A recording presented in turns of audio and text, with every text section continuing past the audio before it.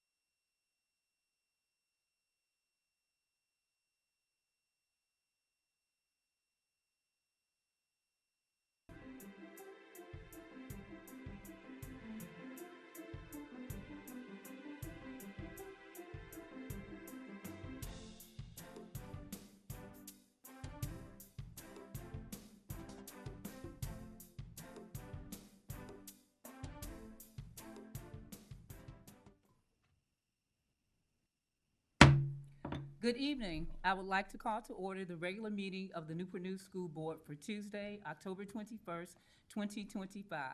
On behalf of the members of the school board and Dr. Mitchell, I welcome each of you present this evening and those of you that are watching on TV and online.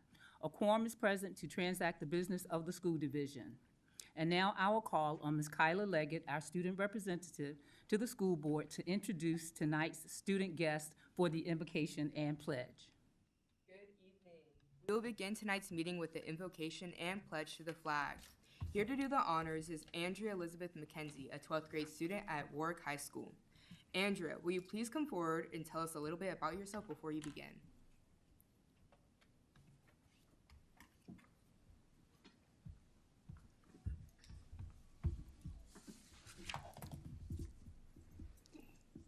Good evening. My name is Andrea McKenzie, and I'm a senior at Warwick High School.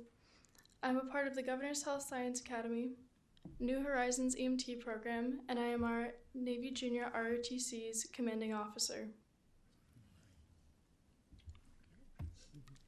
As we begin this meeting, let us take a moment to reflect on the values that guide both service and leadership: discipline, respect, and a commitment to a cause greater than ourselves. May the decision made here tonight be grounded by integrity, strengthened by teamwork, and guided by courage, the same principles that sustain our schools, our communities, and our nation. As said by former First Lady of the United States, Eleanor Roosevelt, a good leader inspires people to have confidence in the leader, but a great leader inspires people to have confidence in themselves. Let us aspire to that kind of leadership, the quiet, steady, and unwavering way to do what is right, to serve others with compassion, and move forward with purpose and hope for the future. Thank you. Thank you, Thank Andrea, you. for participating in tonight's meeting. You did a wonderful job. Supporting Andrea tonight are her family members and her school family. Please stand and be recognized.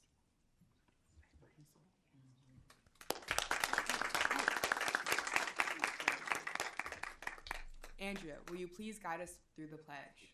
Yes, ma'am.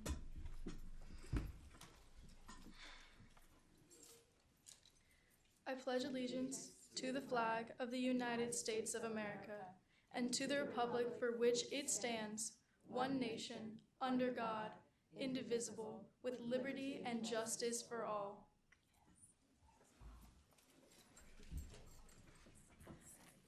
Thank you. We appreciate it, and we thank you for your presence at tonight's meeting. You may be seated. Thank you, Kyla, for introducing our student, and thank you, Angela. Very inspiring, very inspiring. The next item on tonight's agenda is school board recognitions. Dr. Mitchell, please join me at the podium.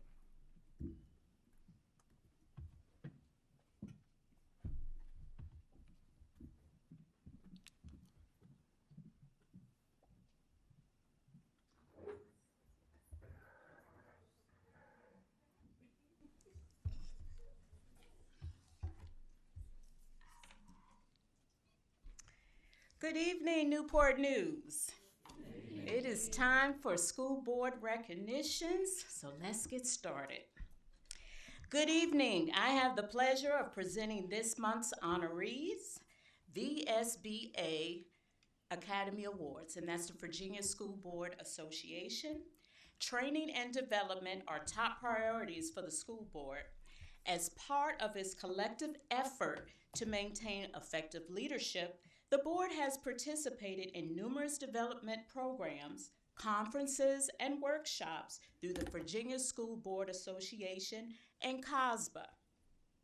This evening, our school board members are receiving their own awards for their dedication to advancing their expertise from the Virginia School Board Association. The VSBA Academy provides training in effective leadership and governance to school board members and support staff. Each year, VSBA recognizes board members for their dedication to improving their skills through conferences and leadership, school law, strategic planning, and legislative issues. Each person's being recognized this evening has received a certificate from VSBA. These awards honor their participation in the Academy's program for the past 2 years. School Board Chairman Dr. Terry Bess and school board members Douglas Brown and Lisa Searles Law earned the Award of Distinction. Board members Gary Hunter earned the Award of Excellence. Board member Marissa Alger earned the Award of Achievement, and board members Rebecca Amon and Rashina Harris earned the Award of Recognition. In addition, Superintendent Dr. Michelle Mitchell earned an Award of Excellence. Award of Distinction honorees, School Board Chairman Dr. Best, and school board members Lisa Searles Law and school board members Douglas Brown will be recognized at a special luncheon during the Virginia School Board Association annual convention next month. Each of these dedicated public servants have received award certificates and distinctive lapel pins to symbolize their commitment to effective school board governance through participation in the Academy. On behalf of the students, staff, and citizens of Newport News, thank you for your dedication and leadership of the school division, and congratulations on your awards. Let's give them a hand of applause.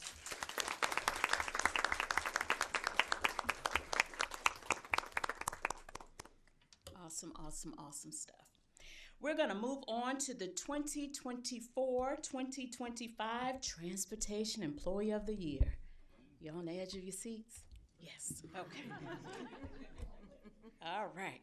We're currently celebrating National School Board Safety Week, which started yesterday and continues through this Friday, October 24th. So we thought it would be a perfect week to recognize our Transportation's Department outstanding contributions to our students' safe arrival and from school each day. Every school day, drivers in Newport News share the road with other 300 yellow school buses, 300 of them, y'all. Ooh. These buses are driven by some of the school division's most dedicated employees who provide safe and efficient transportation for nearly 20,000 students. Being a bus driver is a great responsibility, and our next honorees have served students in the school division for 10 years and was a previous winner of the Rookie Driver of the Year. Wonder who could that be? Recently, Gary Wingen was named the Newport News Public Schools Bus Driver of the Year. Mr. Winigan, please come forward. Come on.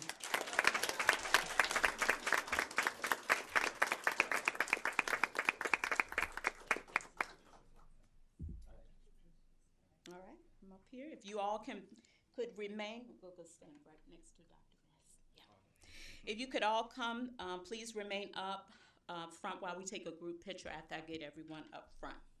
Thank you so much. Mr. Winigan is a great role model for all other drivers. He is dependable with an exceptional attendance record and is dedicated to his students and committed to his job and his colleagues.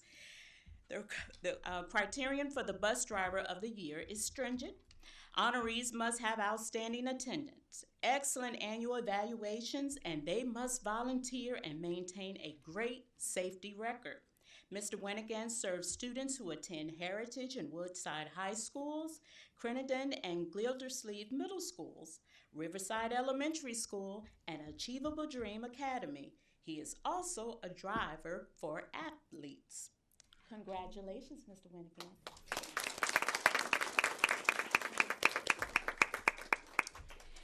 The role of our next honoree is essential to ensuring that all of our students arrive at school safely and securely. Bus assistants are responsible for maintaining safety on the school bus by providing one-on-one attention to our special needs and younger students. The assistants are assigned to the most challenging bus routes, those that include younger students, medically fragile students, and students with disabilities. This year, LaGayla Ellis was named Bus Assistant of the Year. Miss Ellis, please come forward. And that's LaGayla. Yes. Miss Ellis is responsible for tending to students as they load, ride, and unload the bus. She must know the bus route, assist in emergency, operate on all the equipment on the bus, and be familiar with the medical needs of each student. Ms. Ellis has been a member of the transportation team for 25 years.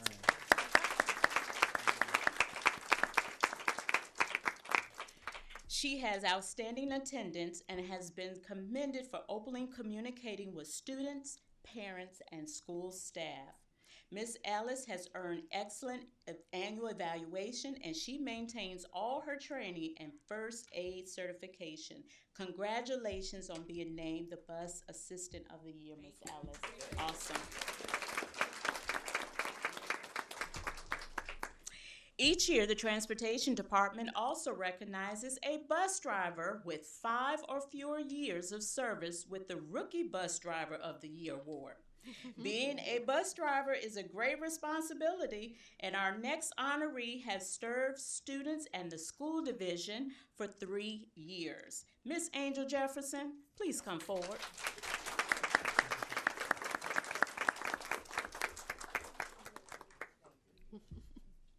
Awesome. Ms. Jefferson is dependable and is dedicated to her students and committed to her job and her colleagues.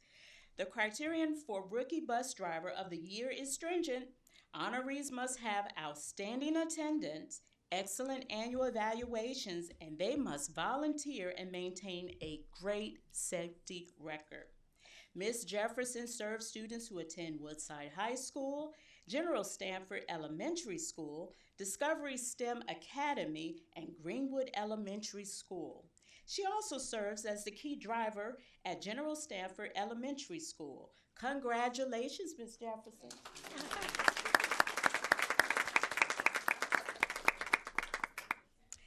Each year, the Transportation Department also recognizes a bus assistant with 5 or fewer years of service with the Rookie Assistant of the Year award.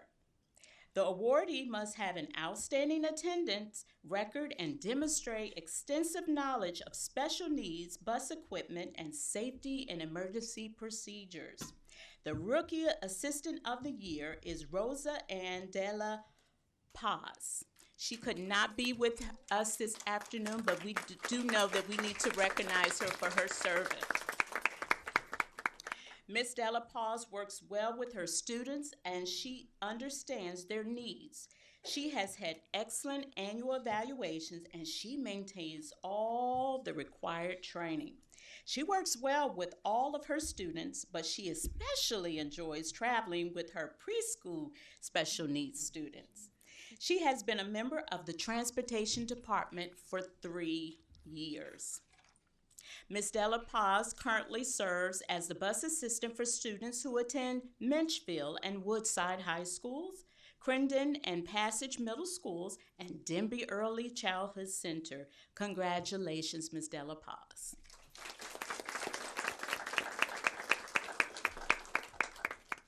Our next honoree is recognized for his dedication to the maintenance of our bus fleet.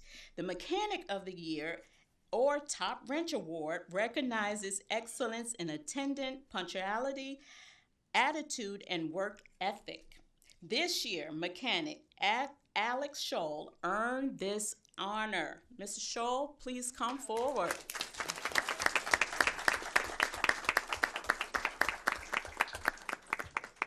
Awesome. Mr. Scholl is part of a team of mechanics who maintain our school buses and support vehicles. He is an ASE automotive service excellence certified technician. A lot of hard work goes into keeping that fleet rolling safely, y'all. Mr. Scholl earned the Top Wrench Award because of his outstanding record with preventative maintenance on quality assurance. He is also commended for great initiative and attendance. Mr. Scholl joined the transportation team 3 years ago. Congratulations, Mr. Scholl. Keep up the great work and keep us safe on those roads. Joining our transportation colleagues this evening are some of their family members. Would you please stand if you're here? That's right. Also joining this transportation team this evening is Shay Colts, Executive Director of Transportation. Transportation Supervisor Sharon Moore. And other members of the transportation family, would you please stand? It's the whole left side.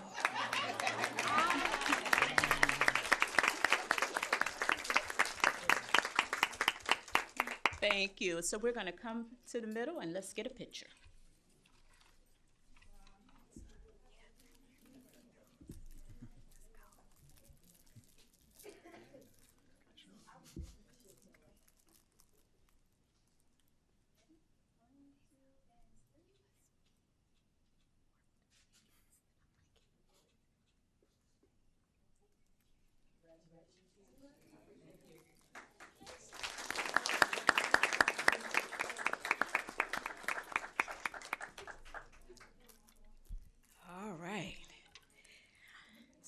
So, family, Newport News Public Schools apprenticeship program is a structured professional development and state certification program that combines hands-on career training and practical classroom learning. The program is designed to develop highly skilled employees. During the multi-year process, apprentices gain a deeper understanding of their department's operations and how their work fits into the division's strategic plan and supports our students. The program is the only one in Virginia administered by a school division. I'll say that again because I didn't get any applause. The program is the only one in Virginia administered by a school division through the Virginia Department of Labor and Industries Apprenticeship Office. The customized courses enhance their apprentice skills and talents. The school division has programs in 4 occupational areas: child nutrition, custodial services, transportation, and clerical support. Tonight, we are recognizing our 4th graduating class of the Transportation Apprenticeship Program. Oh, wow.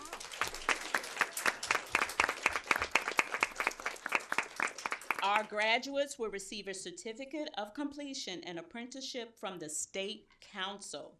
These dedicated employees successfully completed a rigorous sequence of program requirements. We are so proud of their accomplishments. Please join me in congratulating the following: Janelle Banks, Master Bus Driver 2.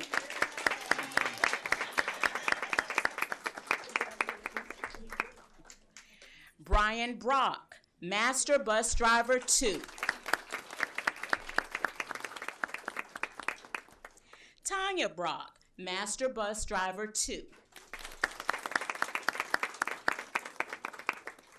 Eric Burton, Master Bus Driver 2.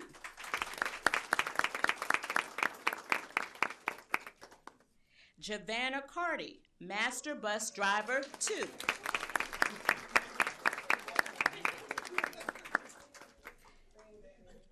Robin Chandler, non-CDL driver. Come on.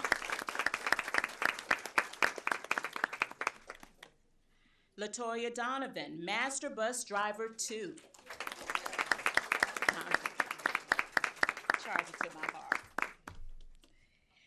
Betty Elliott, Master Bus Driver 2. Amber Fuller, Master Bus Driver 2.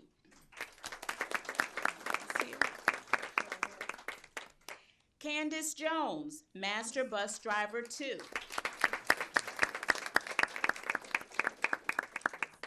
Shelley Jones, Master Bus Driver 2.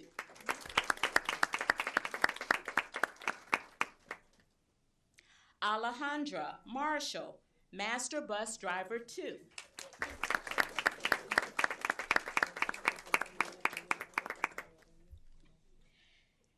Ella Overton, Master Bus Assistant 2.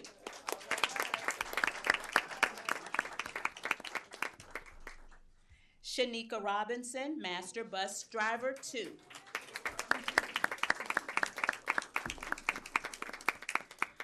Elizabeth Rodriguez, Master Bus Driver 2.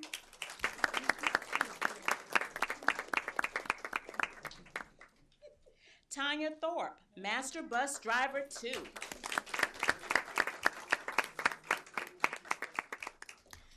Dorothy Vaughn, Master Bus Driver 2.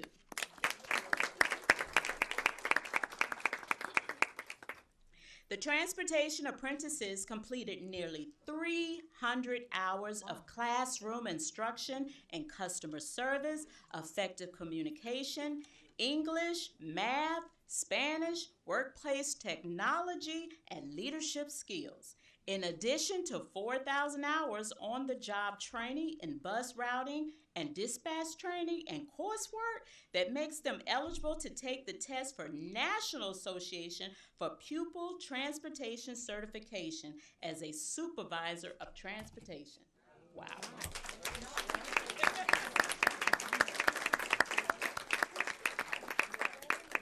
truly an example of lifelong learners, right?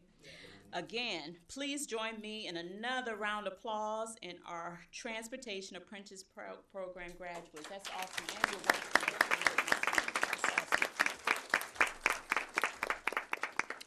I would like to take the opportunity to acknowledge their supporters, their family, friends, and colleagues. Please stand. And transportation leaders, Mr. Colts and Ms. Moore, please be recognized.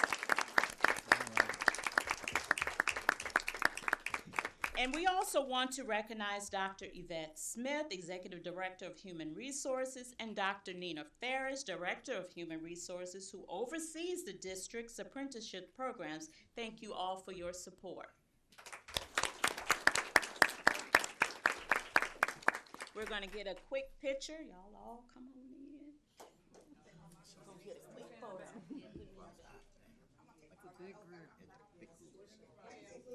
They all get in?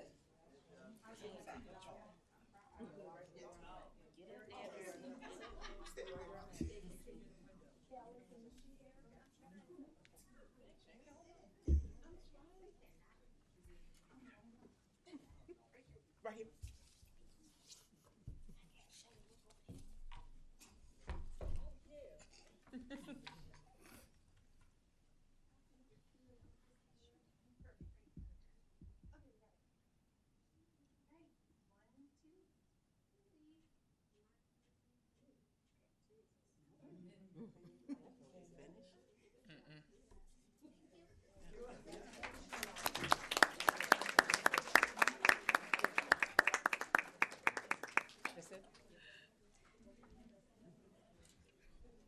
So at this time, Newport News family, we will take a 8-minute break so that our honorees and their families may leave if they desire to. During this time, our viewing audience will be able to enjoy this month's school board spotlight. The meeting will resume following the spotlight segment, so we will stand in recess. Thank you.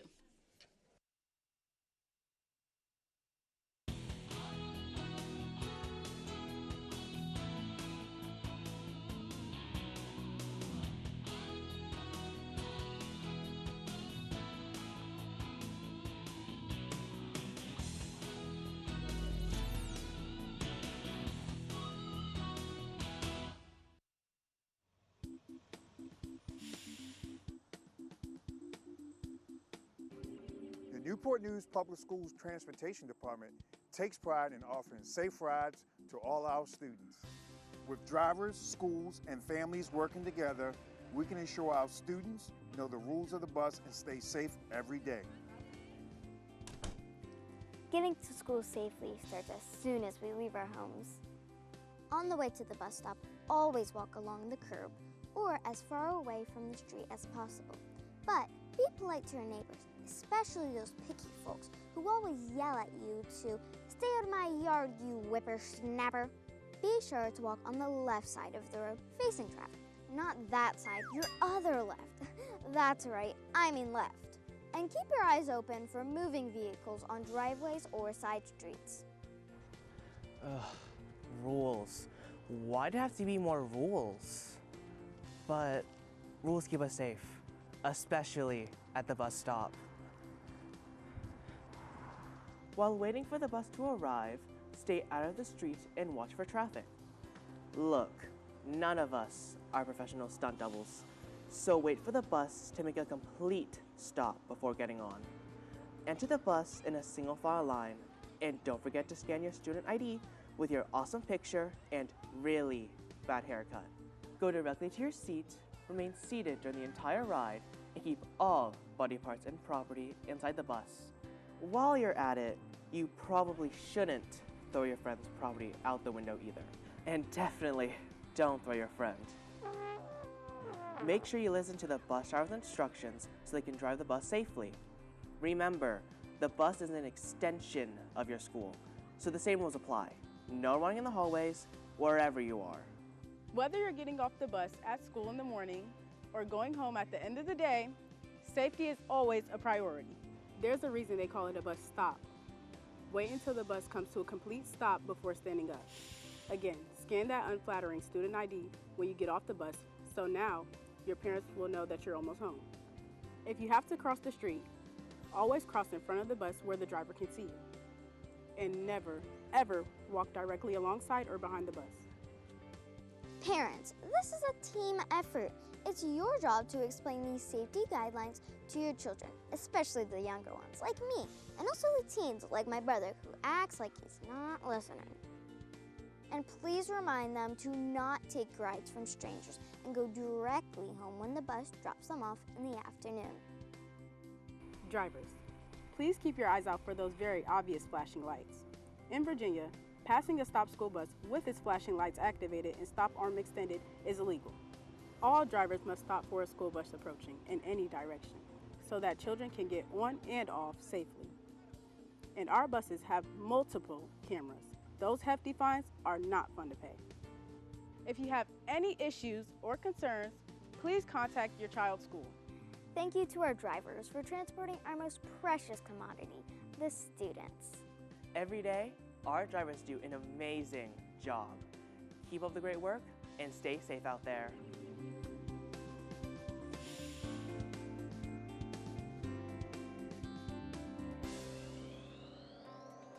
At the 7th Annual Innovate Conference, Newport News educators were invited to connect with colleagues, explore fresh ideas, and walk away with practical teaching strategies.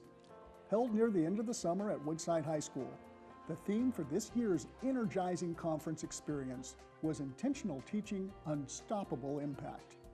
Organized by the Office of Professional Growth and Innovation and the Office of Instructional Technology, the Innovate Conference was designed specifically for NNPS teachers and staff at all grade levels, where educators could exchange ideas, learn new strategies, and become a catalyst for positive change in their schools. Over 700 educators attended or presented, with the opportunity to attend up to 3 hands-on sessions from 125 unique offerings. Presenters included NNPS staff, school leaders, local partners, business representatives, and world-renowned educators. In between sessions, educators experienced the future of learning at the Interactive Innovation Station. Instructional technology coaches helped teachers explore the intentional use of technology in the classroom, understand how these tools align with digital learning integration standards and computer science standards, and consider the growing trend of AI in daily instruction. And at the STEM Showcase, educators engaged with NNPS students who shared their own STEM projects and how these engaging activities make learning fun, bolster critical thinking, and promote collaboration. And staff were welcome to visit with the 28 community and business partners to learn how these organizations can support teachers and classroom learning. For attending the conference, teachers earned 5 recertification points towards their teaching license, while presenters earned 15 recertification points.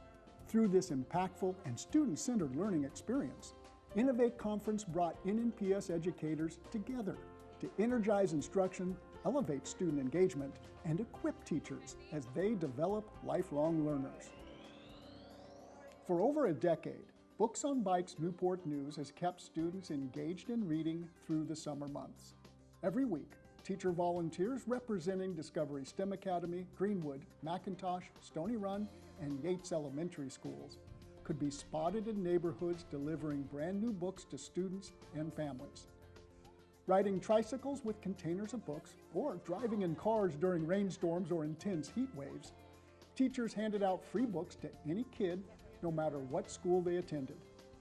With a wide selection of picture books, chapter books, and bilingual translations, educators happily helped each young reader find the perfect book for them.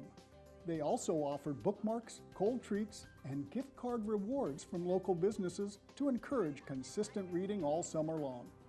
Phone calls and social media kindly reminded families where and when Books on Bikes would be stopping in their neighborhoods. Through the dedication of volunteer educators during their summer break, Books on Bikes Newport News ensured that hundreds of families received new books to encourage literacy growth and spread the love of reading. Newport News Public Schools' newest specialty program is making waves. This school year, the floodgates opened for the Maritime Engineering and Environmental Studies Academy, who welcomed their first class of student innovators. MISA, is a collaborative lab school partnership between Old Dominion University and Newport News Public Schools. Located in the Oyster Point business area, the program focuses on various fields related to the maritime industry, while offering students dual enrollment credits towards ODU. MISA is a 2-year lab school for 11th and 12th grade students, with this year's 11th grade innovators attending morning classes at the program site before returning to their home schools for the remainder of the day. Classroom instruction takes place in studios, where students use cutting-edge equipment and tools to assist student-guided learning in a variety of STEM-based activities. Multitasking, problem-solving, and working alongside industry professionals through internships and job shadowing opportunities create a truly unique learning experience that develops the career readiness skills needed in the maritime industry.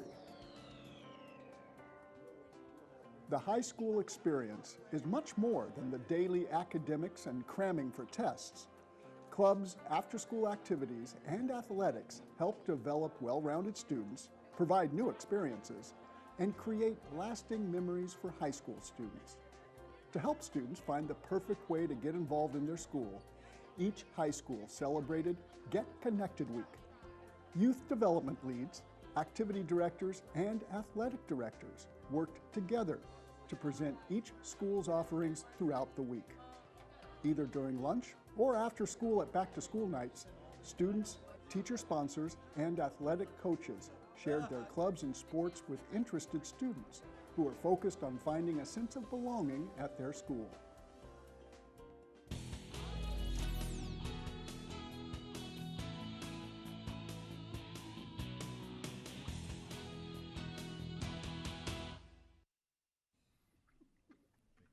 I hope you enjoyed this month's School Board Spotlight. During our regular meetings, we provide time for the public to address the school board. These opportunities are scheduled in the early part of our agenda and towards the end of the meeting. As advertised, citizens may submit comments via email up to 30 minutes prior to our meeting time to be included in the official meeting record. For those of you joining us in person, the board considers this an opportunity to listen to your comments. Please understand that we will consider your concerns. We ask that you comply with our 3-minute time limit. As you begin your comments, a green light will come on. A yellow light signals that you have 30 seconds remaining, and a red light and beep indicates your time is up. As your name is called, please come forward. Cece Mazatis.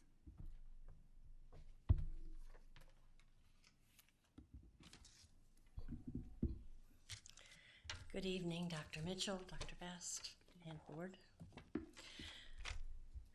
I am a retired Newport News Public Schools science teacher, and I am here because Reverend Natalie Chamberlain is out of town, and so she handed me her comments because she is here every month. I am reading her comments on behalf of her and our congregation at Hilton Christian Church. We remain aware that you have no intention of changing policy JBP, but the welfare of the LGBTQIA+ community is vitally important to us. Last month, most of you used your closing comments to affirm your commitment to the LGBTQIA community, and especially the members of that community who are part of this school division. That sentiment is much appreciated, but it isn't enough. Pope Francis has said, "You pray for the hungry, then you feed them." And that is how prayer works. That's also true about professions of goodwill. Words are empty without action. Words without action, just like prayer without action, are a means to remain complicit with the evil against which one professes to care. We are here and we will continue to be here. You may choose not to act, but you can never say you didn't know action was needed. We will be here for the queer community, we will be here for the trans community, and we will be here for you too.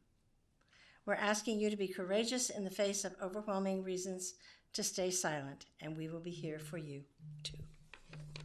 Thank you. Thank you. Ms. Jackie Batterson.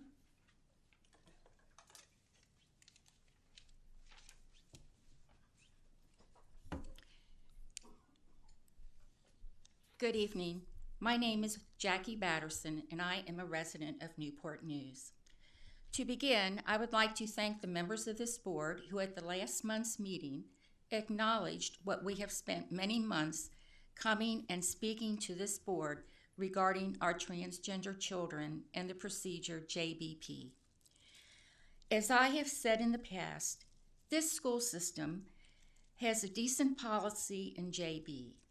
However, I believe it is essential to revamp the procedure JBP such that it would acknowledge our transgender children's preferred name and identifying pronouns.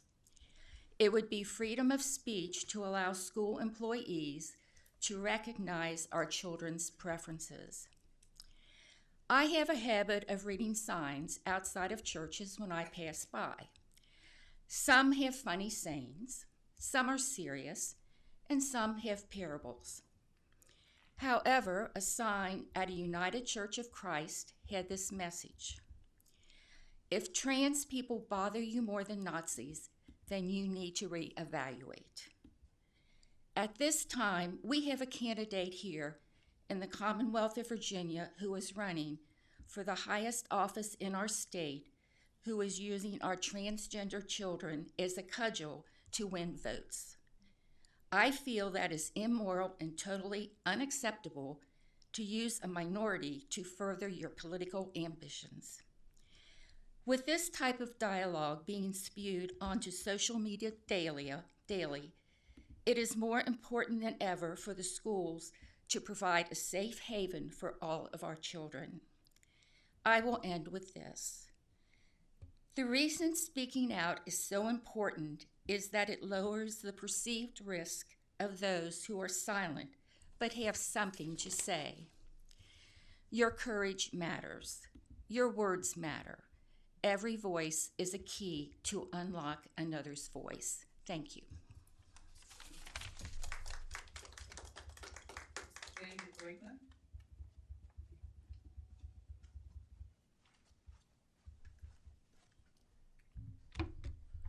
Good evening, members of the board.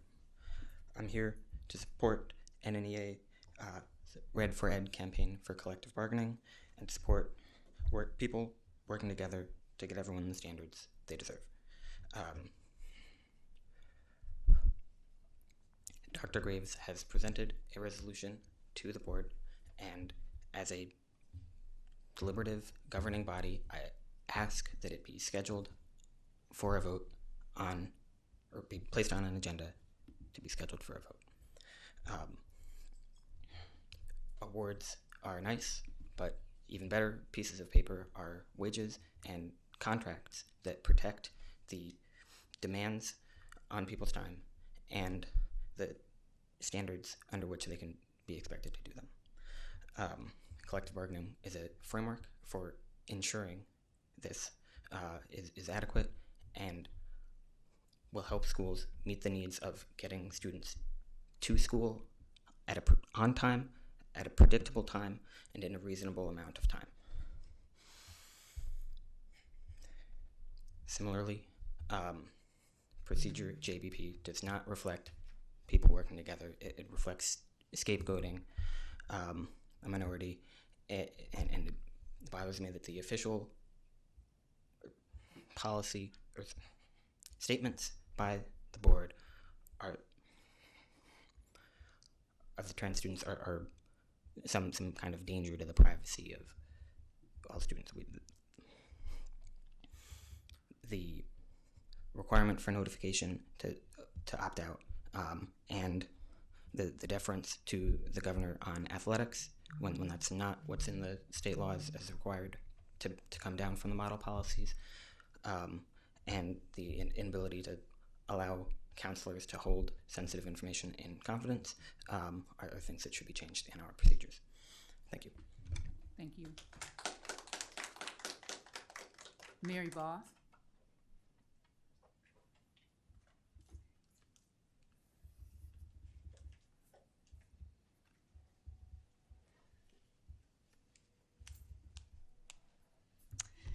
Hello, members of the board, and Dr. Mitchell. Mary Voss, an NPS teacher, parent, and graduate. As always, I would like to start off by encouraging the board to support collective bargaining rights, also known as contract negotiations, for NNPS teachers and staff. Collective bargaining, of course, is the process that allows educators and staff to sit down as equals with their employer to negotiate over wages, working conditions, and the resources we need to do our jobs well. It creates a structured, respectful process for communication and problem solving. And it ensures that the people who work most closely with students have a real voice in decisions that affect classrooms every day. When educators and support staff have a voice, schools work better. Research shows that collective bargaining helps reduce turnover, improves morale, and attracts and retains high-quality educators. In a time when school divisions across Virginia and the country are struggling to fill positions, this matters. Teachers and staff who feel valued and heard are far more likely to stay and give their best to our students. Moving on to the topic of a potential sick leave bank, I want to say thank you to the board and Dr. Mitchell for sending out a survey to gauge interest in a sick leave bank for NNPS teachers and staff. And NNEA members have been advocating for a sick leave bank, so I'm very glad to see it's being considered. I do think it's important to allow more than 1 week for staff to participate in the sick leave bank survey and to send out one more or at least one additional email about it, maybe even more. Even better would be a text blast to employees to remind them to take the survey. That way you can get plenty of data and ensure that significantly more employees take the survey, which will make the results much more meaningful than if the survey is only open for a week. I also think it would be very helpful for NNPS to provide additional information about the potential sick leave bank, including opportunities for teachers and staff to get on Zoom and ask questions. I'm hearing some misunderstandings from staff about what a sick leave bank means. Some think it's just about donating to employees in need. They're not realizing it's also a safety net for them, that they would also be eligible to withdraw from the sick leave bank for a documented medical hardship after their sick leave days are depleted. So that's like a common misunderstanding I'm hearing. Also, there's confusion about a third sick leave day being taken, with some people thinking it'll be taken without permission, when actually the district would ask permission first and give the donor the option to exit the sick leave bank. I hope that NNPS will send out reminder emails, text blasts, provide Zoom sessions where staff can actually fully understand the sick leave bank proposal. A lot of Virginia school districts give their employees the safety net of a sick bank. And I have to think that it may partly be with how it's presented to them. So I just hope NNPS will consider really informing employees about what the sick leave bank is before the survey ends. Thank you for your time. Thank you. Thank you for your comments and thoughts this evening. We will now move to Section 3, the consent agenda, which includes 3.01 minutes from the work session, September 16th, 2025. Minutes from the regular meeting, September 16th, 2025. Financial reports, including the revenue and expense reports for September 2025, child nutrition reports. 3.04, the personnel report. 3.06, resolution military child. 3.07, BMP, agreement for project at Gildersleeve Middle School. 3.08, budget transfer. 3.09, resolution multi-state opiate settlement. 3.10, General Stanford lease agreement. At this time, can we have a motion to approve the consent agenda? I move to approve the consent agenda as presented. We have a second? Second. It has been moved and seconded to approve the consent agenda. Any questions, comments? Yes, Madam Chair, I do have a couple of questions. On the, it may just be the interface that I'm on the General Stanford school lease, I noticed that the copy in here ends January or December 2026. So I just was, what is the proposed new term? Is it just a renewal of it? It was hard to tell why it was in the consent agenda because it seemed like the old draft form. Thank you. The lease does expire next year. The purpose of your motion is to allow us to contact the Department of the Army and get a renewal of the lease for an additional 25 years. Okay.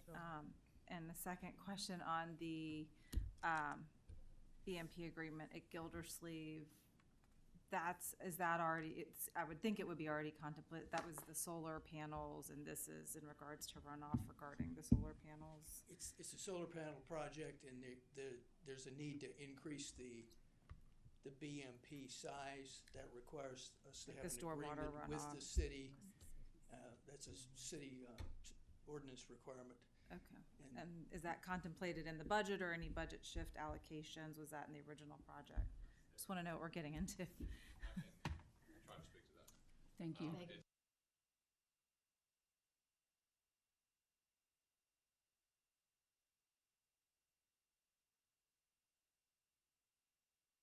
Within the,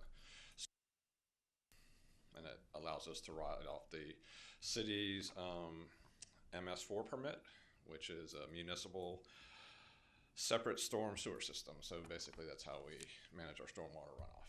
For And them. we use our vendor that maintains our BMPs to provide inspections for the city. So it's a collaborative opportunity for us, and it's worked out well. Okay, any other questions? Mr. Brown? So my question is in regards to the opioid settlement resolution that we are adopting here. And this is just in regard to, it looks like this is a completion of that settlement. And I guess the question is, maybe we don't know this at this time, how much money are we getting? We are not a participant in the opioid settlement directly. Okay. We chose previously not to become a participant, but the purpose of this resolution is to get even jurisdictions which didn't directly participate in the litigation to approve the settlement. The reason for doing that helps encourage the settlement to be completed. In theory, you could still sue over the opioid crisis, and the jurisdictions are being asked, in essence, to indicate that they will not sue individually and will allow this settlement to proceed without any impediment from us. Okay, so does our vote tonight mean that we are participant in the settlement and will receive money, or does that mean that we're waiving our rights to sue The in latter. the future? Okay, so we're waiving our rights to sue in the future, but we're not receiving any Correct. funding tonight. Correct. Any other questions or comments? I'm not sure about the proper procedure, but I would like to move to separate that out from the rest of it. I would second that motion to separate the opioid settlement from the consent agenda, so we could vote on them in parts. Okay, it's been properly moved to second, that we separate 3.09, the resolution for the multi-state opiate settlement. So, Mr. Brown, are you amending Ms. Alger's motion? I'm seconding Ms. Amon's motion to amend the consent agenda to remove item 3.09 Okay. from So it would be a motion to amend Ms. She's Ellis's amending it. motion, so then we would vote on whether we pull it out, Yep. and then we would vote And then we would vote separately. on each separately. Yep. So we're going to vote on the amended motion and go back to the main motion, which includes. We have to vote whether to amend the motion first. Right. And then we're going to go back to the main motion. Main motion, Yeah. Which and is then do- the one which we is to do pulled out. all. Right. Without the opioid resolution in it. Correct. If the Yep. amendment passes. So the amendment motion, Ms. Amon, and second by Mr. Brown. So Mr. Brown, is you for the amended motion? Yes, I am. Okay. Yes, four. Okay. Harris? 4.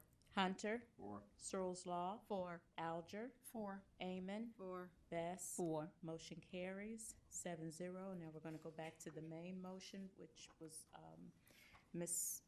Alger, and who seconded? Ms. Amon. No. Ms. Harris. No, it was not Ms. Alger's motion, it was Ms. Amon's motion. We I'm voted on sorry. that, but now we're voting on. Now the we're back to the main Now, motion. I I'm need sorry, a second. the original. I'm sorry. Original Right. as amended by Right. the amendment. Right. Correct. So what I'm going to do is I move to approve the consent agenda that is currently amended without 3.09 Opioid. at this point, Okay. at this time. All right. And Will Searles second? Law seconded. Any discussion? Questions? Okay, you can call the roll, Ms. Buffalo. All right. Mr. Brown? 4. Ms. Harris? 4. Hunter? 4. Searles Law? 4. Alger? 4. Amon? 4. Best? 4. Motion carries 7-0. And now we're gonna vote on the resolution. 3.0.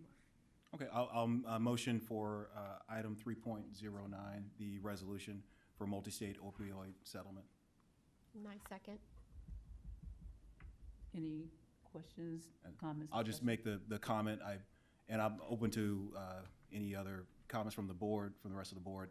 I don't see the benefit of agreeing not to sue when signing on means that we get no money. So I don't see the benefit of receiving nothing and agreeing to never sue in the future. I don't see the benefit of that. But I can be convinced otherwise. I can be convinced otherwise by arguments from the rest of the board if they want to offer that up. Any other comments? Mr. Hunter? Yeah, I'd like to have a little more elaboration on this one. Again, can we just table this until next meeting? No. No, we cannot? It's time consuming? Because of the time lapse? Okay. Yeah. They actually extended the timeline. The original timeline was early October. They extended it to early November. If you don't vote on it in this meeting, then you wouldn't have an opportunity unless you called a special meeting. The answer to your question, Mr. Brown, is the argument that the state would make, the Attorney General's office, is that this is a big deal lawsuit that covers multi-jurisdictional all over the country, and to encourage the settlement of the case, even those jurisdictions which didn't initially choose to participate can help the settlement be finalized because it guarantees to the other party that there won't be all kinds of additional lawsuits that would further cost them money and potentially cost additional settlements. The truth of the matter is the pursuing litigation of this kind would be so costly and involved that an individual school division probably couldn't do it on their own. That's the reason you have the multi-jurisdictional approach in the first place. So, in essence, if we say no, we're kind of stopping or... It likely won't stop in practical terms, it likely won't stop the settlement, but the Attorney General's office would prefer that as many jurisdictions as possible join both city councils and school boards to encourage the settlement.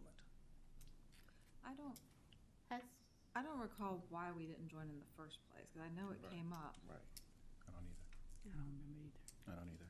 I don't either. I can't answer that question. I know it was came before the broached to board. the superintendent and board at the time, and there was never a decision to participate in the multi-state litigation, so we did not do that. Now they're at the settlement stage, and we're being asked to, in essence, facilitate the settlement. And I don't recall voting on it either. I don't recall it coming before There the was board no for a vote. No. You mentioned city council, so has Newport News City Council made a decision or taken a vote? I don't know the answer to that. I don't know either. I believe they have, but I'm not positive. I could certainly find out and let the board know, but it wouldn't obviously be Right. time for this. A question, could we table it until Thursday? Then we'll have a couple of questions answered maybe.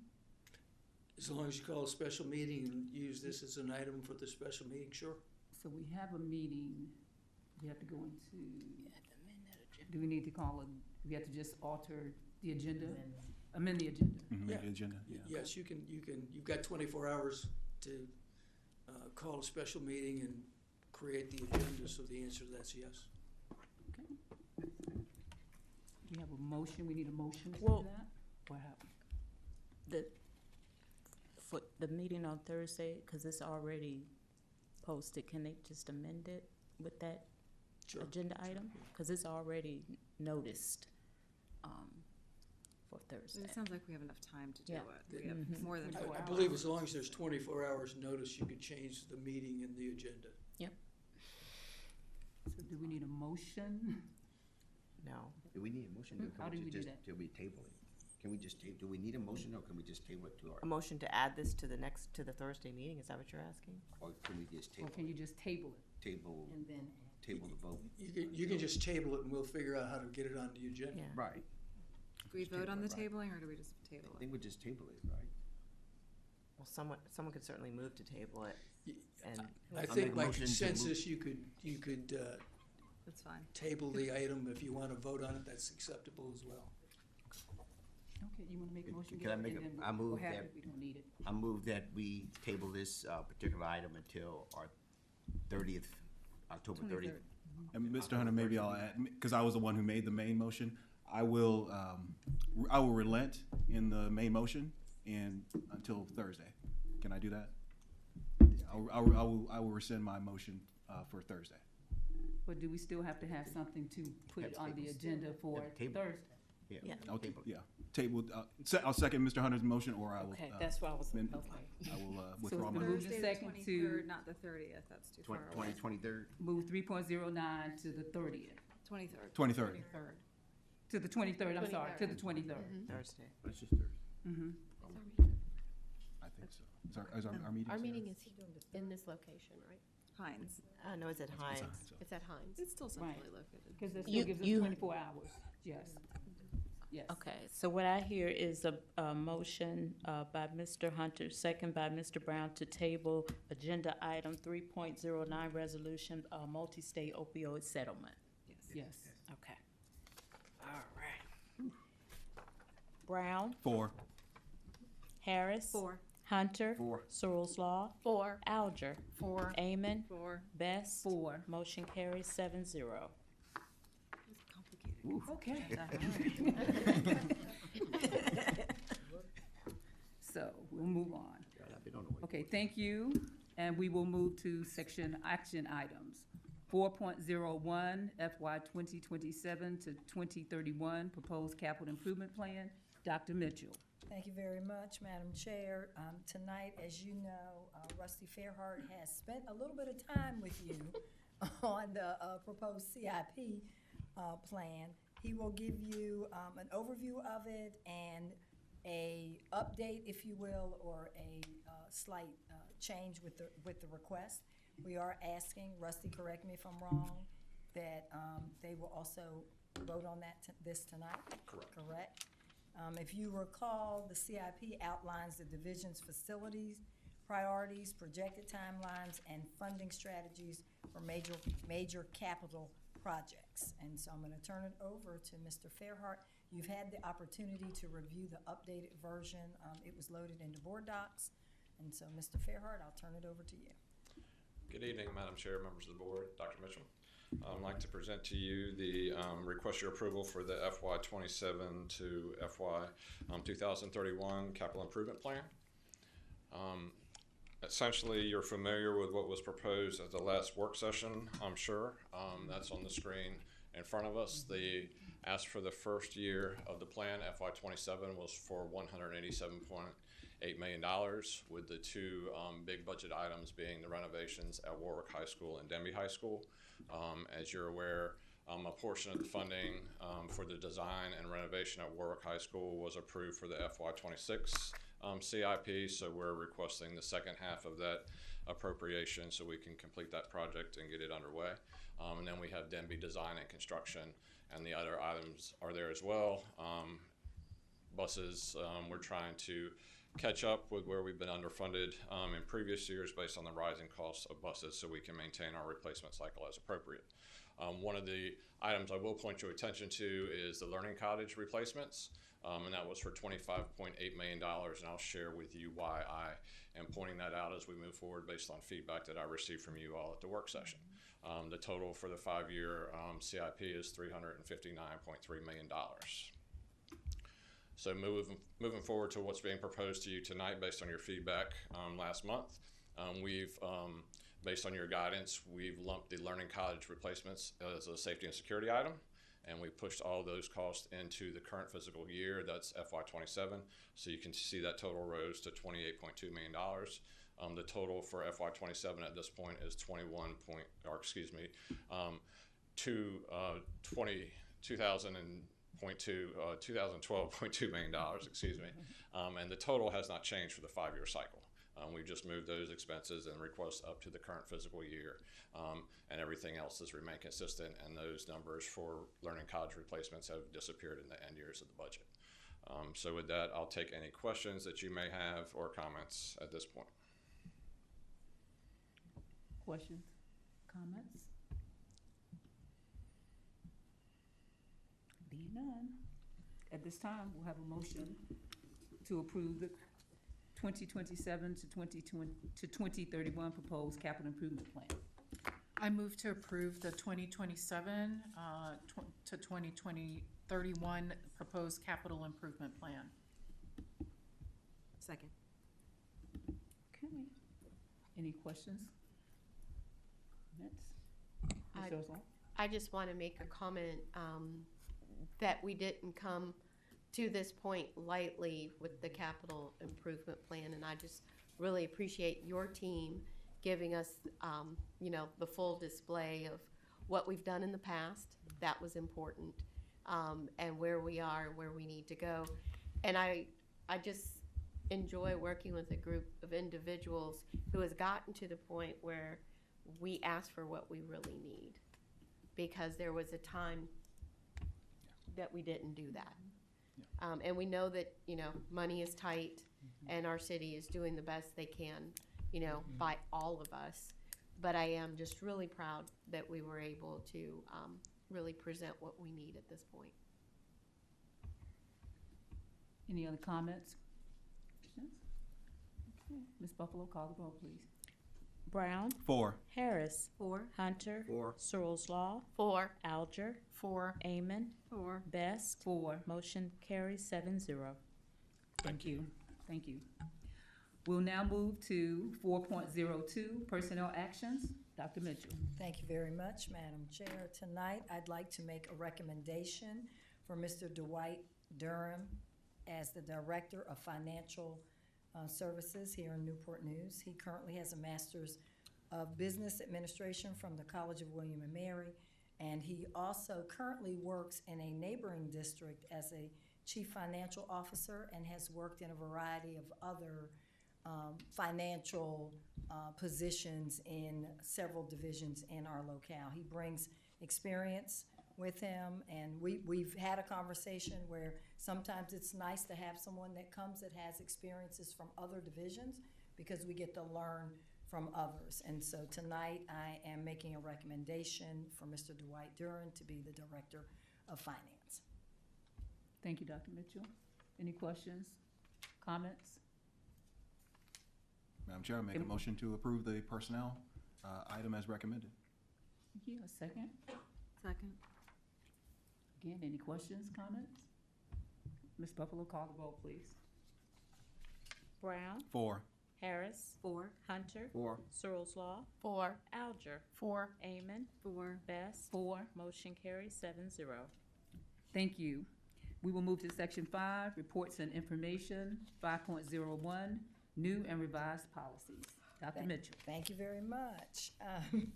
I think tonight will be Tracy Brooks' night, because she will be coming up again after this one. But tonight, Ms. Brooks will present 7 of 15 new revised policies that are required under recently enacted state legislation. And they're in 3 key focus areas: instruction, health, and student cell phone use. So I'm going to turn it over to Ms. Tracy Brooks. Thank you. Good evening, Madam Chairman, Madam Vice Chairman, members of the board, and Dr. Mitchell. It is a pleasure to share highlights from 7 new and revised policies and procedures with you this evening. As you know, one of the major roles of the school board is to set the policy direction for the school division. So we are fortunate to have 2 school board members on the policy committee, and they are Mrs. Amon and Mrs. Alger, along with principals, administrators, a teacher representative, and our school board and school division attorneys. As Dr. Mitchell mentioned, this evening I will be sharing 7 of 15 new and revised policies and procedures that are required by new state legislation. And as most of you are aware, we typically begin each policy year by revising our current policies or developing new ones to ensure that we meet the most recent state mandates. Now, I've placed the 7 policies in 3 groups. The first includes 2 policies that relate to instruction. Second are 4 policies that impact student health. And lastly is the policy that addresses student cell phones. Our first policy this evening supports opportunities for middle school students to take advanced mathematics classes to ensure that they are challenged and prepared to take accelerated high school and college level math courses. It formalizes the path that our school division has had in place for many years. This policy establishes the criteria and process for automatically enrolling 5th through 8th grade students in advanced or accelerated math classes, and also allows parents to opt their students out of the accelerated classes should they choose to do so. The policy also requires the school divisions to notify parents of the policy annually. Now, in addition to SOL scores determined by the Department of Education, the Virginia Department of Education, for automatic enrollment, there are other factors that may be considered to allow middle school students to enroll in an advanced or accelerated mathematics course, such as teacher recommendations, parent recommendations, or student aptitude as demonstrated through their grades, class portfolios, or other standardized testing. Now, currently, we have a policy that requires the school division to provide instruction on the use and misuse of alcohol, tobacco, other drugs, and gambling. We revised the policy to add the new state requirement for school divisions to provide instruction in our high schools on opioid overdose prevention and reversal. The class instruction will also include identifying the signs of possible opioid overdose and training in administering a medication for reversing or blocking a possible overdose. Our school division is incorporating this instruction in 9th and 10th grade health classes. Now I would like to review our 4 health-related policies.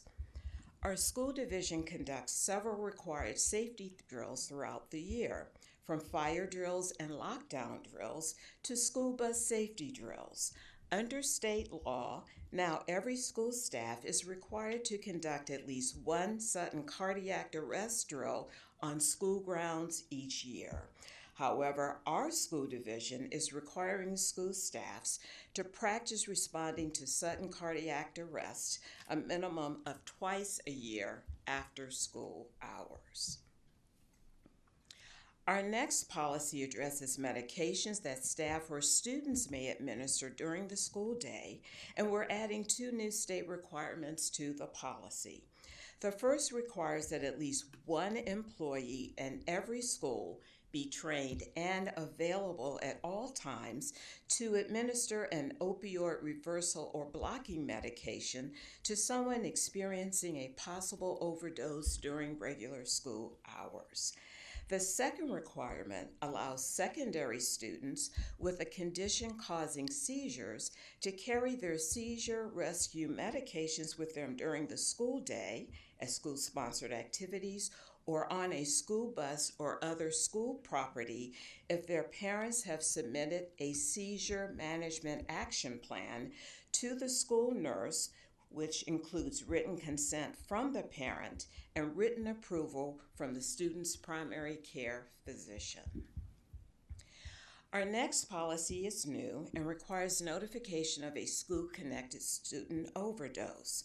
So within 24 hours, principals must notify the parents of students in their particular school of a confirmed or suspected student overdose that has occurred on school property or at a school-sanctioned event. The policy also requires principals to provide an updated notification to parents if the principals later discover any inaccuracies in their initial notification.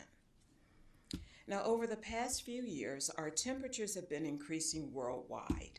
This last health-related policy addresses the protection and safety of our student athletes during extreme heat. The policy works to inform coaches, student athletes, and their parents or guardians of the risks, best practices, and strategies for ensuring the safety and protection of student athletes while engaging in outdoor physical activity during extreme heat.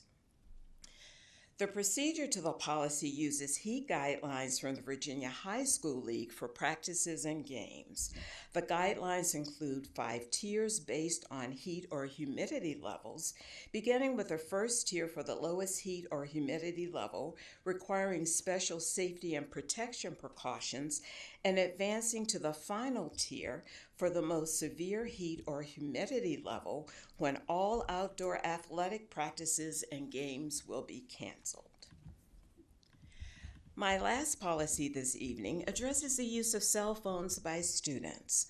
Last school year, the school board passed a student cell phone policy incorporating some of the guidance elements from the Virginia Department of Education. Our policy prohibited elementary and middle school students from using their cell phones from bell to bell, meaning from the time the first bell rings at the start of the school day until the dismissal bell rings at the end of the school day. However, our high school students were allowed to use their cell phones during their lunch period. State law now restricts cell phone use for all students from bell to bell, so we revised our policy to reflect that change. The revised policy works to maintain a safe and orderly environment during the school day and to promote a healthier and more focused educational setting where students can learn free of distractions. Additionally, the procedure to the policy was revised to prohibit a student from being suspended or expelled solely for violation of this procedure. So as I conclude my report this evening, I wanted to revisit our timeline for implementing the 5-year review of our 11 policy chapters from this school year to the year 2030. As we began the second round of chapters to review in year 1 of our timeline, we will bring policies before you from 3 chapters, and they are facilities planning, fiscal management, and support services. So in terms of our next steps, the new and revised policies will come before the school board for action at your November 18th meeting. And once approved, the new and revised policies and procedures will be posted on our school division websites. So this concludes my report this evening. Joining me are Mr. Darrell Pancras, Executive Director of Secondary Teaching and Learning, and Mr. Lynn Wallen, Director of Legal Services. So at this time, we'll be happy to respond to your questions and to note your suggestions. Thank you. Okay. Tyler? I had a question about the accelerated math program. You mentioned students would be automatically opted in, and you would annually reach out to parents to provide them notice of this. And I was wondering how you're reaching out to parents, whether it's email, a text blast, through Parent View, and if they are choosing to opt out their children, what does that process look like? Okay. Mr. Pancras, our expert. Thank you. Good question. Yes, great question. So we will be doing an email blast for all parents with that, as well as putting it into a Parent View communication. Okay. Yes. Madam Chair. This formalizes a lot of what we're already doing, correct? We already ma'am. sort of defer to that. And then my second question was on the cardiac arrest. Are we already doing 2 safety drills a year? So it's not an additional burden, it's just codifying actually lesser than what we're already doing. Right. Our staff wanted to do 2, so we have that in place. We've been doing that, Yes. okay. And students are enrolled in higher math if that makes sense for them and parents can opt out, right?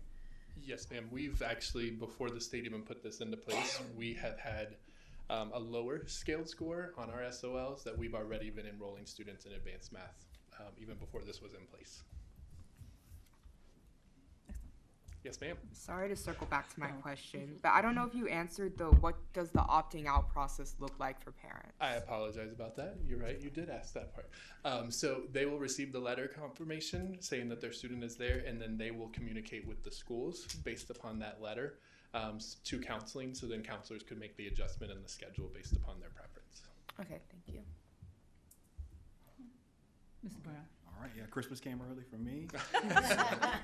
Love the, of course, I love the IGBJ. I love it so much that I lobbied. I went up to the Virginia General Assembly this last year and lobbied for it. So I'm really excited to see it. The only question I have about potentially ruining this dream for me is the item the section that says if available. So the if available part for us, does that include virtual Virginia? Because if not available in our schools, we could refer the student to virtual Virginia so that we don't slow the student down. Is that what if available means in the policy? Correct. Yes. But I would say 99% of those courses are available. Right, are available already. Yes. Right. Because the only if availables are maybe at the high school level, because really everything that the middle school students are doing is already available. So that's awesome. Yes, sir. Yeah, really excited. This is 10 years in the making for me, and I'm really can't wait to vote on this. So I'm really happy and excited about pretty much all these policies, especially the cell phone one. You all know I've been talking about that for many years now, so it'll be great to. And I want all the students to hear me when I say I'm taking the cell phones out of your hands, even at lunchtime. So yep, you can blame me, and I'm happy to be the blame for it. So and then the other question I had just in regards to, it becomes very important as we talk to members of the Virginia General Assembly when we go and talk about legislation and bills that they're proposing. Have we, and I know I asked this question before, codified the cost of all of these unfunded mandates? Because there are several unfunded mandates that are in part of this package. And what I really appreciate is getting in the habit of is really quantifying how much this is actually costing us in additional actual labor and time. Because I think it's great that we're doing the, because I actually push for that, having the out of school safety drills, that's great. But how much money is that? And can we get a number on each one of these policies such that when we go and talk to our delegates and senators, that we can actually put a number to, this is how much money you cost us that you didn't give us. Because each one of these, I'm very confident, having sat through the education forum, they went through and said there's no appropriation impact on each one of these bills, but there's an appropriation impact. And what I mean is not just discounting, I know for the defibrillators and some of the heat things, hey, we got this money from the Red Cross, they donated some devices. No, exclude that, because absent of gift and nonprofit helping us, how much money does it cost us? So we really have that number. We have not officially done that, Mr. Brown. That is a very good point. We have had unfunded mandates for years. Yes. And we have not done that. And I think that's a great idea, and I don't see any reason why we can't do that. Thank you. And I bring that up only from the standpoint of there's eventually going to be a law that's passed that we can't actually suck up, that we can't actually stomach, and we have to be able to explain we didn't do what we were legally mandated to do because we don't have the money for it. And so I think it's important for us to get into the habit of figuring out how much money that's costing us. Yeah, it would be good to see what's cost neutral, but I'm looking at it and I'm wondering which in particular may, but a lot of this could be absorbed, right? Well, It can be, but it usually several of these are requiring additional staff or additional staff time, additional staff training that they have not had in their regular training that they're going to have to either go to or we provide for them. So that's all. I see dollar signs. I hear cash registers just going off with each one of these. Thank you. Mr. Rosal? So I was thinking the same thing, even with the cell phone mandate, which I do believe. Oh, let's keep that one. It's I do believe that it is a good move. But my question, and it might be rhetorical for right now, is how much is that going to overwhelm our office staff? And is that going to require that we have more support in the building to allow students to come in, use phones, to do rides in the afternoon? I mean, it might not be a huge additional costs, but it's definitely going to be one. I will say, in terms of the office staff, you're right, it won't necessarily be a monetary cost where we add additional staff, but it will have an impact on the staff in the main office. And teachers with phones in their classrooms, having kids call home. Absolutely. I want to tag on a couple of things, and I think it would be good, whatever the department is tasked to kind of brainstorm what are these costs, because there are going to be some financial costs and then some non-financial, but they are costs in the sense that, you talk about the, let's say the heat. There may be transportation costs of we've got to bring these kids back, and then we've got to take them when we have heat cut something short. Or you've got, and we even do a bell and then a 5-minute later bell. So if kids have to call and check their rides, they can if it gets too onerous on the staff. But, in the offices. But even the just staying late and how many individuals are involved in doing this. And there's going to be some just sheer additional stress of that can't get home to the family, can't grade papers. It's important, but it's a strain. So, yes. Great idea. Yes, ma'am. Going back to the cell phone policy, I wanted to know how you're going to communicate to students how serious the consequences are of using your phone, as it's a state policy now. And are you going to do it through maybe student view or announcements or town halls? Because I hear a lot about, we won't be able to use our phones, but not what the process looks like if you get in trouble for using your phone. And I don't think a lot of students take it seriously because they don't know the consequences. Yes, in fact, there's a communications plan in place to cover many of the areas that you've mentioned. And I think the effective date for us is starting second quarter. So I know that information is going out to students and to families. And as I said, using multiple venues. And so definitely. Mrs. Brooks, to that end, I know some principals, Principal Holler, they'll send almost weekly emails, updates. If communications had an excerpt to let them include in it with the list, that might be, I think a lot of times people might just think of the natural communications that everybody checks every week. You can put it in there, just an extra way to share, because the lunch wasn't us, it was the state. So we'll do what we have to do. Yes, indeed. Okay, we will do that. Any other questions, comments? Thank you. Thank you very much. Thank you. And now we'll move on to 5.02, strategic plan presentation. Dr. Mitchell. And Ms. Brooks just needs to remain at the podium. Grab her water.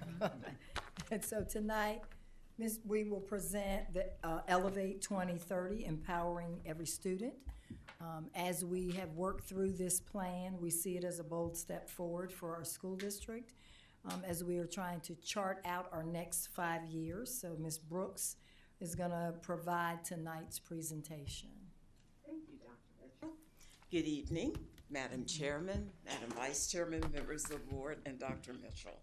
I am excited to present our strategic plan for the next 5 years and our profile of a Newport News learner.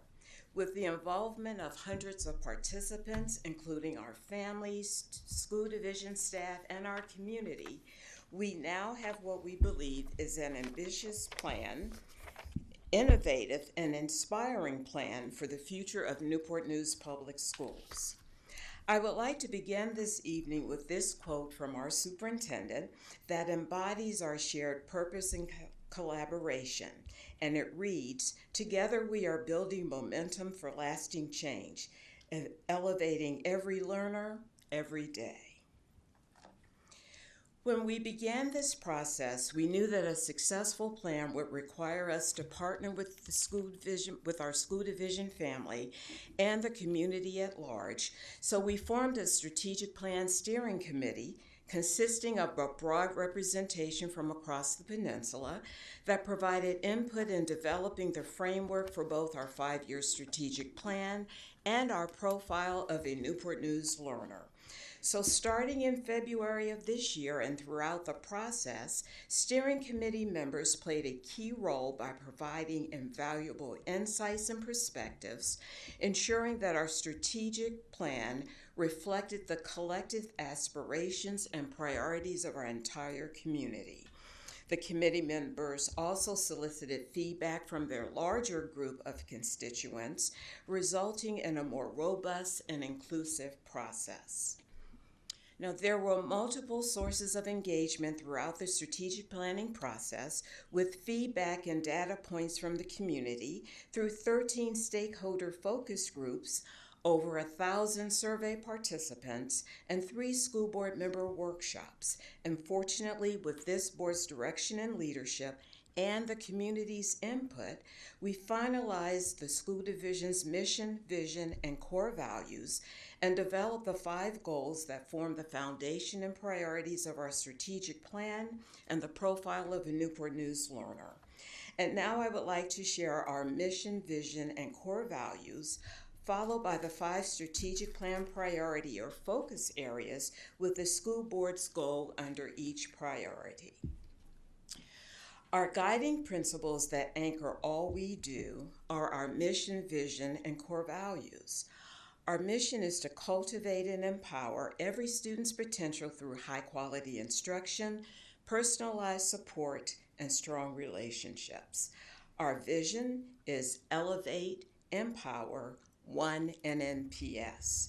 And our core values are integrity, respect, accountability, excellence, empowerment, and collaboration. Now, our planning process aligns instruction with opportunity and engagement. The 5 strategic plan focus areas are here on the slide: academic literacy, culture of advancement, workforce readiness, civic and business partnerships, and elevating our identity. And now I would like to take a moment to share the school board's goal under each of these priorities. After the board established the goals, our division leaders from various departments developed the key performance indicators that will measure our progress. Our first strategic plan focus area is academic literacy, which is the cornerstone of student success. The school board's goal is that 90% of students in grades 3 and 5 will be proficient in reading and math by the year 2030, with steady annual growth and a focus on closing achievement gaps. Under a culture of advancement, we are building a culture where every student can succeed in rigorous coursework, whether it be academic, artistic, or technical. The board's culture of advancement goal is by the year 2030, we will increase student engagement and successful completion of advanced learning opportunities across all areas of the curriculum, while maintaining strong academic growth at all levels to ensure that students are prepared for future-ready pathways. This strategic focus area ensures that students leave Newport News Public Schools with skills and credentials aligned to our region's economic needs. The school board's goal is to increase the number of students who graduate workforce ready, equipped to enter high-demand careers, and meet the needs of a changing economy by 2030. Civic and business partnerships expand learning beyond the classroom through authentic community-based experiences.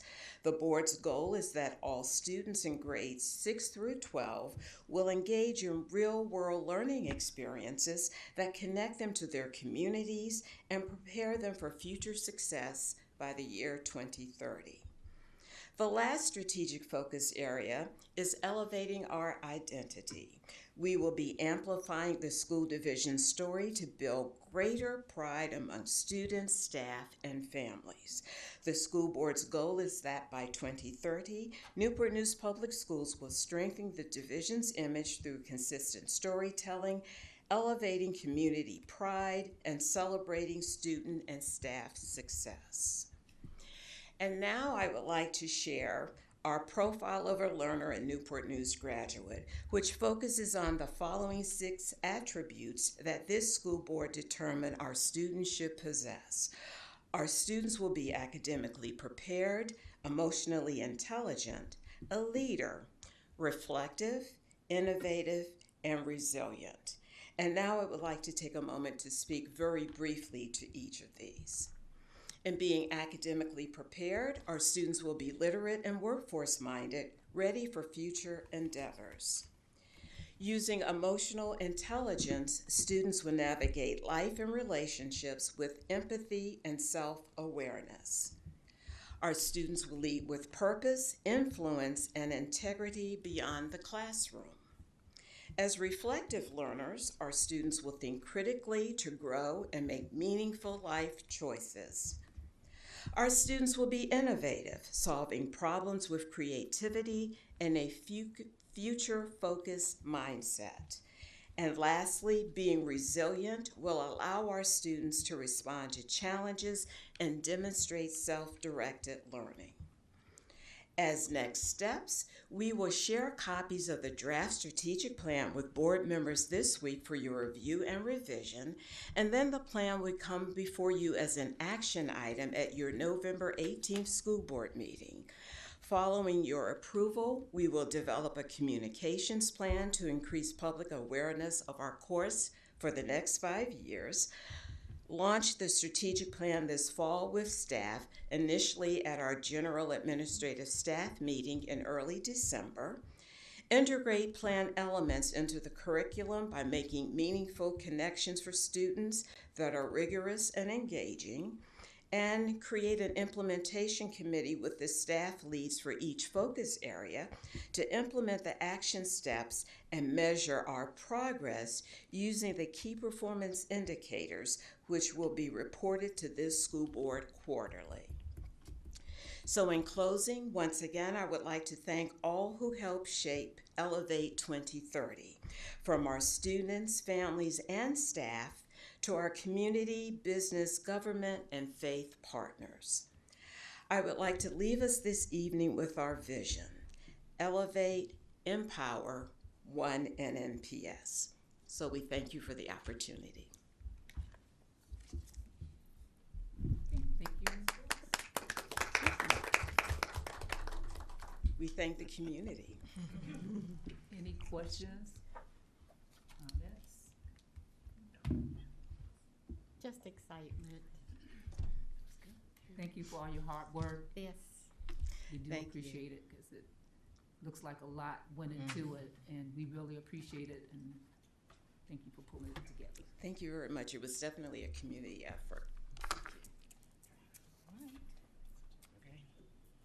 And we will now move on to 5.03, the attendance report. Board members, you have received a copy of this report. Are there any questions? 5.04, the membership report. Board members, you have received a copy of this report. Are there any questions? Thank you. 5.05, the construction report. Board members, you have received a copy of this report. Are there any questions? All right, hearing none, we'll move to item 5.06, comments by the superintendent, Dr. Mitchell. Thank you so much, Madam Chair. We are super excited to share with you that we are offering a virtual after-school STEM academy for grades 4 through 8, and it is hands-on, and it will cover things like aerospace, robotics, coding, astronomy, and astrophysics, and it's going to take place starting now and run through the spring. So we are super excited about that. And then yesterday we had an amazing day at Menchville High School. Many of you, Kyla was there, and that is her school. We had the opportunity to do a ribbon cutting for the newly refurbished courtyard at Menchville, which was made possible through a group donation that was really led by a company, USA Joint Venture. But there were lots of businesses that also not only donated finances, but they also donated a lot of labor and a lot of time. So we are super excited about that, and we are very appreciative to our community partners. We already acknowledged earlier, this is National Bus Safety Week, but I did want to take a moment to thank all of our bus drivers and all of our dispatchers. There's so many people that go into getting the bus on the road. You know, they say the wheels on the bus go round and round. They don't go round and round just by putting the key in. There's a lot of people that are working on that. And just want the transportation staff to know how much we really appreciate what they do every day. October is National Bullying Prevention Month, and as you know, if you've been an NNPS person for a while, you know that we do a lot about raising awareness about bullying while promoting kindness and acceptance. And we do it daily, but we also do it through a variety of events, such as Stand, and then October the 6th was recognition for World Bullying Prevention Day, where everyone wore blue. So we had a good turnout at Todd Stadium. We did something different this year. We did the walk around the track in the beginning of the game, which really helped younger children be able to go home at a reasonable time. So it was very, very successful. And one of the important things that we also want to touch on today is that this month is National Principals Month. And we want to thank all of our principals for their leadership, for their commitment, not only to students, but to staff and to families. We appreciate your dedication, we appreciate your vision, and the countless hours that you invest in our school community. That's another job that's not an easy job. We talked about bus drivers today. Being teachers and principals are hard. We appreciate what our principals do every day. October is Disability Awareness Month, National Disability Awareness Month, and this really is a time for all of us to recognize and celebrate the contributions and the history of people with disabilities. It's a time for us to increase public awareness and the rights of people with disabilities. So this, again, is October is two things, well, really three: National Principal Awareness, Bullying Prevention, and National Principal. So October is a big month for us. And I'm going to round it out by just sharing with you a few events that are coming up. Saturday, November the 1st, we have a hiring event at Warwick High School.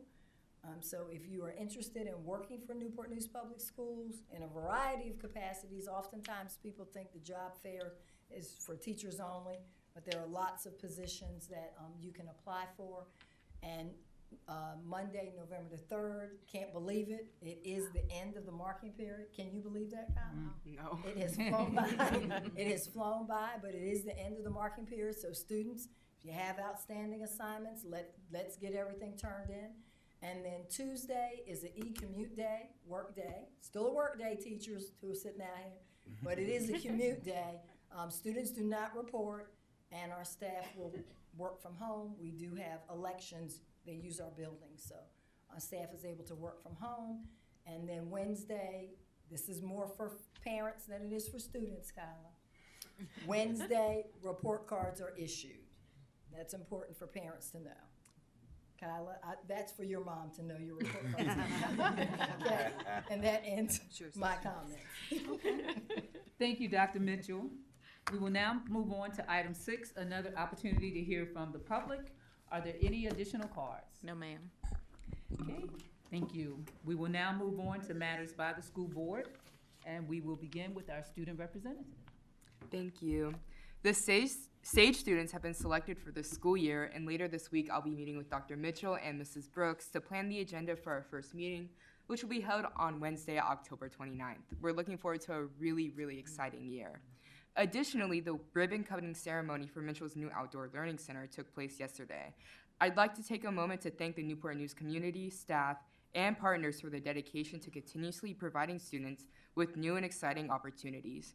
It was a joy to see so many people, like Superintendent Dr. Mitchell, Board Member Mrs. Amon, and Vice Chair Mrs. Alger, gather to celebrate such a meaningful achievement. I truly thank all of you. Thank you. Thank you. We'll have Ms. Harris next. Okay, ooh, that came quick. I just wanted to, first I want to talk about the strategic plan, like it, from being a part of the process from the beginning for the first time, and seeing it really unfold and the pieces come together so nicely. It was great seeing it up there. Thank you for that presentation.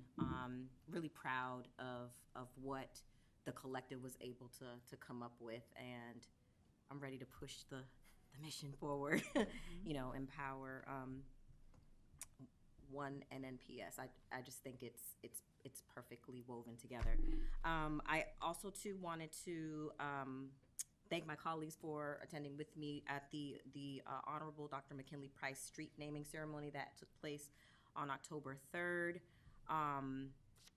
I wanted to also thank my colleagues for attending on October 8th the Newport News PTA meeting that happened at Heritage High School. Please, I'm encouraging everyone to be a part of their PTAs. They're trying to get their membership up, so you can definitely go on the website and find out more about that, and that's a way of engagement.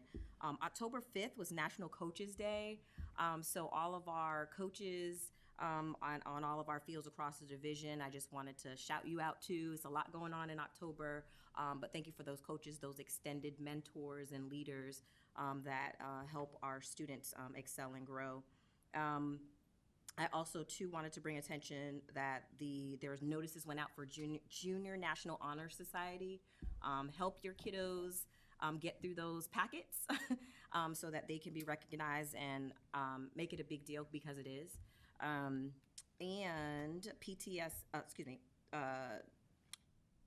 SATs, the PSATs are coming up as well. I wanted to give another reminder that those dates are coming up. And shout out to Breast Cancer Awareness Month as well, which is also in October. So all of our survivors and all of our folks that that initiative is important to, wanted to just shout that out. And lastly, I just want to remind people that there are food distribution centers in and about the city. There are FACE specialists that are collaborating with other organizations that are providing food distribution opportunities at different schools. Please be on the lookout for those notices. They're on social media, they're on Facebook, they are on the Newport News public school websites, so you can keep abreast and ways to offer these opportunities for our families and our children. And that's all I have. Thank you, Ms. Harris. It's good to have a young person on the board like that. I call her the Energizer Bunny because she's all over the place. But thank you. Ms. Amon? Sure. Thank you.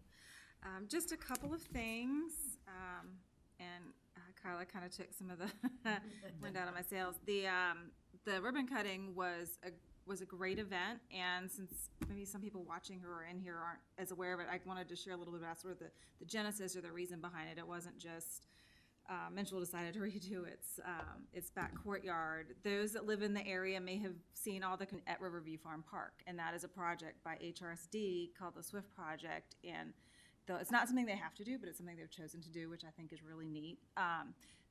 Communities around the Mid-Atlantic, Eastern Seaboard, some of them get a lot of their water through the Potomac Aquifer, or an aquifer under our area, under this region. And as they draw, it shrinks. You get some of the subsidence. You'll like cities like Norfolk sinking, sort of a la New Orleans, but that's up here. You see some of the sinking in the ground, not necessarily sea level rise always. Some of it is just the sinking because of things like the aquifer being depleted.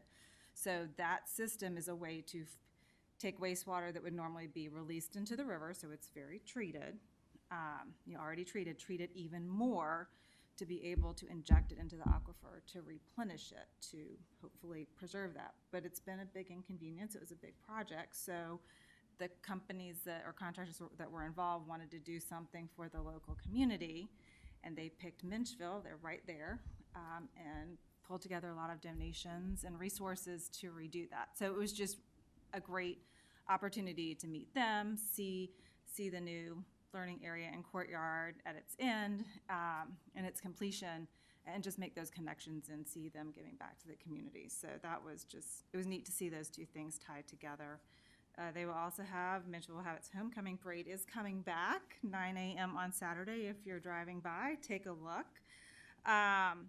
And middle school, I know the soccer season, I'm sure others, but the soccer season is coming to an end. I believe the top 2 teams will compete next Tuesday at Todd Stadium. If it's like it usually is, ladies at 4, men at 5, but that should be exciting.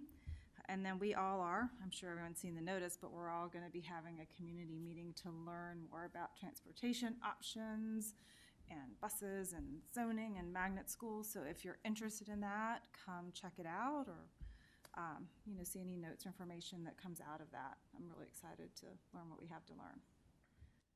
Okay. Thank you, Ms. Amon. And now, Mr. Brown. Okay, so I'll piggyback on that and just implore the community, please, on Thursday, October 23rd at Hines Middle School, I believe at 6:30, we are going to have a community session to hear from you on our magnet busing program and our transportation needs. So this is your opportunity as a community to let us know what the essential transportation needs are that you have. This is the chance that we scheduled to hear from you. So it really will be a wasted opportunity if we don't hear from the public, if you don't come and hear what is going on. So implore you, if you don't have time in your schedule to participate in the meeting, please, look at our meetings are recapped on YouTube and on our website. You can see the meetings there and just participate that way. But please just take every advantage to give us feedback at this time now, because we're in a time where we are going to have to continue to make some challenging decisions in regards to our transportation to essentially right size to the budget that we have and to the staff that we have, right? So that's going to continue to be pressing forward. It's going to continue to be an issue. And as well, as we have the Halloween holiday coming up, I would just implore the community, challenge you to make it a community day. So one of the things that is sort of lost in this generation that used to be, we all kind of had we had the trick-or-treat tradition that we would do, and various things have crowded in the way of that in terms of people not wanting to go door to door and things of that nature. But still, there are community activities that you can do, and don't let that just be I would say a wasted day where you are insular in your own house, because at a time like this, especially, we've got I know a lot of folks are out of work right now, so you got time right now, so to speak. Get out in your community, fellowship with one another. If your church is doing a fall picnic fun day, participate in that. If there's something going on at the mall, go to that. But just make sure that do something that gets you out with the community and sharing that time with each other. Because it doesn't have to be the trick-or-treating thing, but do something in the community together. Don't let that just be a day that you sit in the house. And finally, real excited, of course, about these policies, IGBJ and JICB. Like I said, Christmas has come early for me in terms of these policies, something that I've been advocating for a very long time, and happy to see these codified for our division, and can't wait to vote on them next month. So please stay tuned, because that'll be, I'll enjoy unwrapping my Christmas gift next month when we vote on these policies. Okay. Thank you, Mr. Brown. Mr. Hunter? Great things are happening in Newport. I'm just going to have a couple comments. First, I want to thank Dr. Ransom at the Ella Fitzgerald Middle School. He hosted the Newport News Education Foundation meeting last Thursday. The first time I've been to Ella Fitzgerald. What a phenomenal school.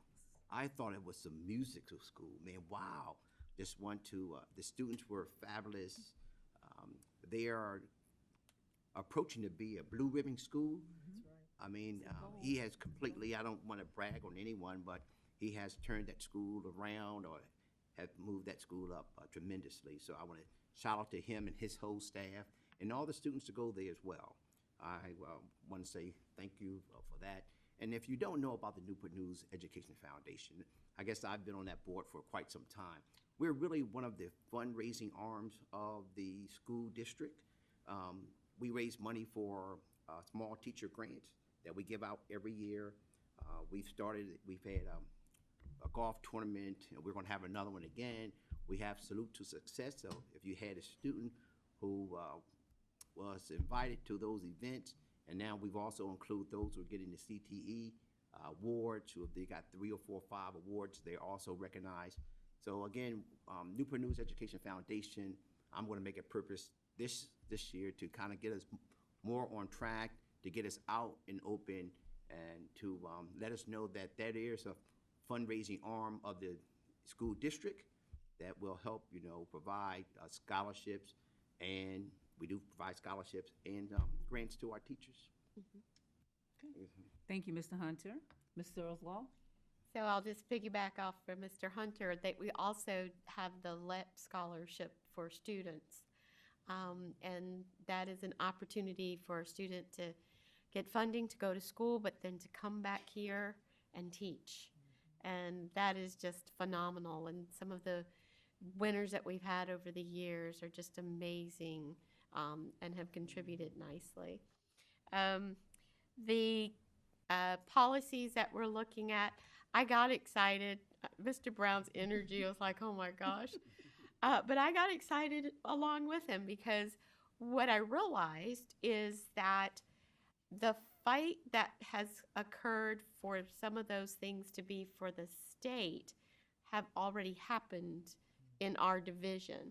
And it's individuals, there's some on here like Maritza and Douglas, and we go up and we talk about the things that are working well in our divisions. And so it's really an exciting thing to see that they're happening for the entire state.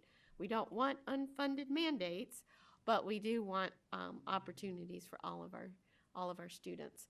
And it's just exciting to get into the schools. And so one of the ways that I've been able to get in the past couple of weeks is by reading with the Mayor's Book Club. So I encourage anyone can actually come in to the schools. You have to be vetted and all that good stuff. But you can come in and read to the children, and then they get the book that you actually read to them. And it's just a really neat way to connect with the students, but even more importantly with the teachers. The teachers are fantastic, and they use you as the teachable moment when you walk in that door, and it's really just a joy to be part, of their learning day, their teaching day. Thank you. Thank you, Ms. Searles Law. Ms. Alger? Yes, one of our roles is to be an ambassador out there for the community. And so this past week, I decided to take on an invitation with the Chesapeake Bay Foundation, and that was amazing. So it was early morning. It was the coldest day last week. And I get to the boat, and there were so many leaders. Pastor Swan from Ivy Baptist Church and his team were there, and everyone was there with one purpose: to be educated about the needs of our river. We were exploring the Hampton River. Baby dolphins were just jumping all around.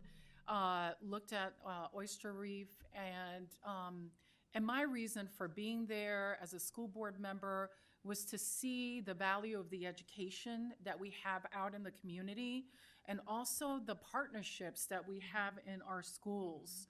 Come to find out that a lot of our schools are already involved. I believe Booker T goes quite often with the Chesapeake Bay Foundation.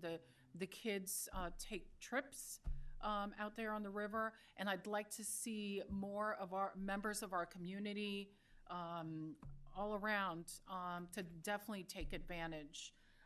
They are an organization that are about educating and also advocacy for our environment.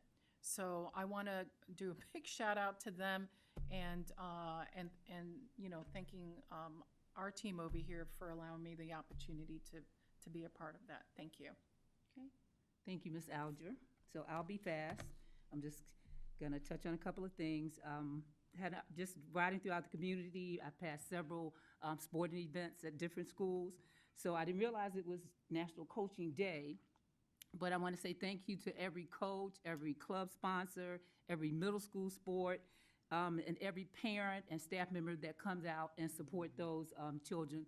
We really do appreciate it, and they appreciate it, even though I know sometimes they'll say, you don't have to come, or I don't want you there. I'm not going to tell you how old I am, but I still enjoy for my mother to come and support me, so go out and support them if you can. And we appreciate you all doing that as well.